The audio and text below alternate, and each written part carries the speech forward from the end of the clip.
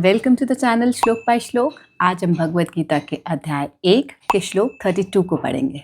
न कांक्षे विजयम कृष्णा न च राज्यम सुखानि च किं नो राज्येन गोविंदा किं भोगैर्जीवितेन वा। ना तो मुझे अपने ही लोगों को युद्ध में मारने में कुछ अच्छाई दिखती है हे कृष्ण, ना ही मैं विजय, ना ही राज्य और ना ही सुखों की चाहत रखता हूँ। अर्जुन अपने मन में यह सोच सोच कर कि मेरे सारे रिश्तेदार मारे जाएंगे, वह सब इस युद्ध के बाद कोई भी जीवित नहीं बचेगा, यह सोच सोच के अपने मन में अपने आप को स्वयं यातना दे रहा था। He was agonizing himself.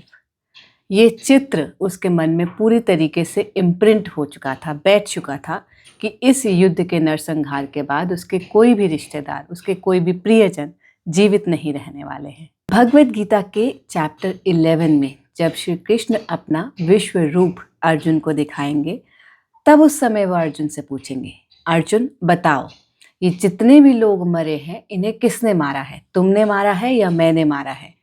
और तब अर्जुन देख पाएगा, अपने शरीर की आंखों से नहीं बल्कि अपनी आत्मा की आंखों से देख पाएगा कि ये सब परमात्मा ने किया है, ये सब जो हुआ है ये उनकी इच्छा है।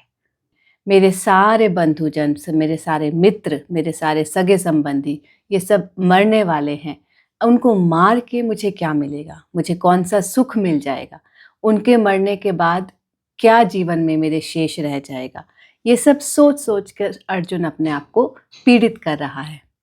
तो गुरुजी बताते हैं कि ये जो मारना था महाभारत के युद्ध में, जो कौरवों की मृत्यु होनी थी, वह ज़्यादा मृत्यु के बारे में ना होकर ट्रांसफॉर्म यानी परिवर्तित करने के बारे में था। गुरुजी समझाते हैं कि जब हमारे अंदर कोई नेगेटिव क्वालिटी होती है, कोई अवगुण होते हैं, तो हम उन्हें मार नहीं सकते, हम उन्हें खत्म नहीं कर सकते, लेकिन हम उन्हें परिवर्तित कर सकते हैं। जब हम अपने अवगुणों को परिवर्तित करते हैं तब वह वीक हो जाते हैं, तब वह कमज़ोर हो जाते हैं, और जब वह कमज़ोर हो जाते हैं तब आप उनके परे जा सकते हैं। तब आप ये कह सकते हैं कि मैंने अपने इन अवगुणों को जीत लिया है। इस श्लोक में आनंद शब्द यानी कि प्लेजर शब्द का इस्तेमाल हुआ है। तो गुरुजी समझाते हैं कि जीत केवल जीत के बारे में नहीं होती, जीत उससे मिलने वाले आनंद के बारे में भी होती है, उससे मिलने वाले मटेरियल गेन्स यानी भौतिक सुखों के बारे में भी होती है। लेकिन जब हम खुश होते हैं तो ये सब हमारे पास ऑटोमेटिकली आ जाता है। गुरु जी समझाते हैं भौतिक सुख सुविधाएं, आनंद, ये सब हमारे पास स्वतः ही आ जाता है। अर्जुन ने श्लोक में कहा, मैं ये सब की इच्छा क्यों करूं?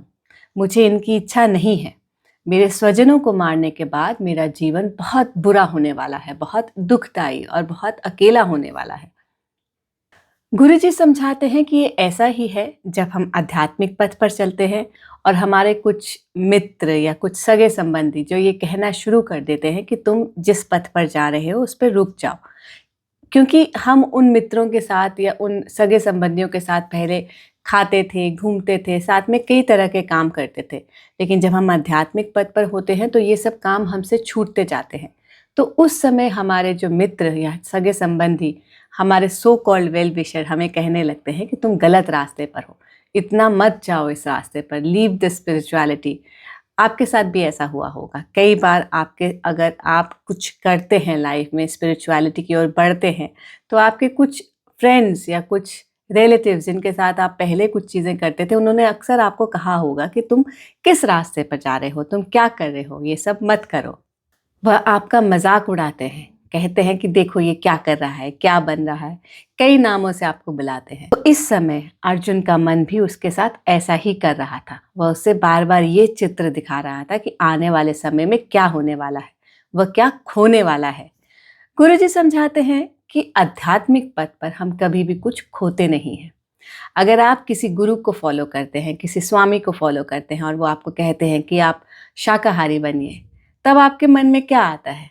गुरुजी समझाते हैं जनरली आपके मन में दुख आएगा कि ओह मेरा प्यारा मीत, या कुछ भी जो भी चीज़ों में आपकी आसक्ति थी पहले, अगर आपके गुरु आपको मना करते हैं कि आप ये काम नहीं करिए, तो आपके मन में आता है दुख कि ये चीज़ मुझसे छिन रही है। लेकिन गुरुजी समझाते हैं आप आध्यात्मिक पथ पर कभी भी कुछ भी खोते नहीं हैं, आप आध्यात्मिक पथ पर सिर्फ पाते हैं।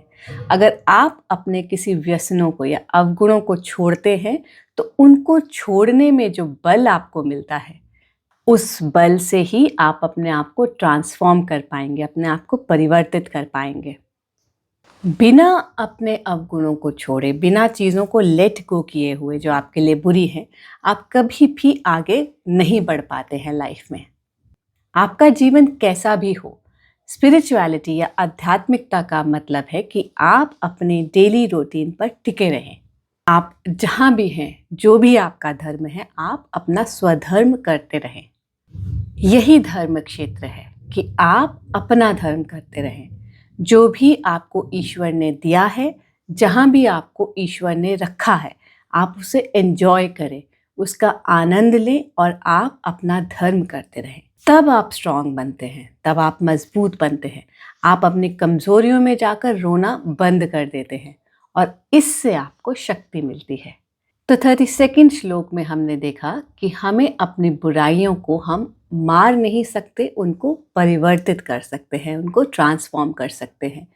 जब भी हम आध्यात्मिक पथ पर चलेंगे, हमारे आसपास के मित्र या हमारे सगे संबंधी, जो भी लोग हमारे से डीपली अटैच्ड हैं, जिनके साथ हम पहले अपना उठना बैठना खाना पीना करते थे, वो हमारा मजाक उड़ाएंगे, वो हमें कई तरीके से आध्यात्मिक पथ पर चलने से रोकेंगे, लेकिन हमें अपने पथ पर चलते जाना है।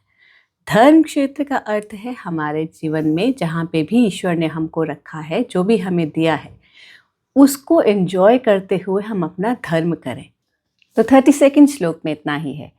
अगर आपको ये वीडियो अच्छा लगे तो प्लीज़ वीडियो को लाइक और शेयर करें। अगर आपको भगवद गीता को प्रैक्टिकली समझने में इंटरेस्ट है तो प्लीज़ चैनल को सब्सक्राइब करें। नेक्स्ट वीडियो के साथ फिर मिलेंगे, तब तक के लिए जय गुरुदेव।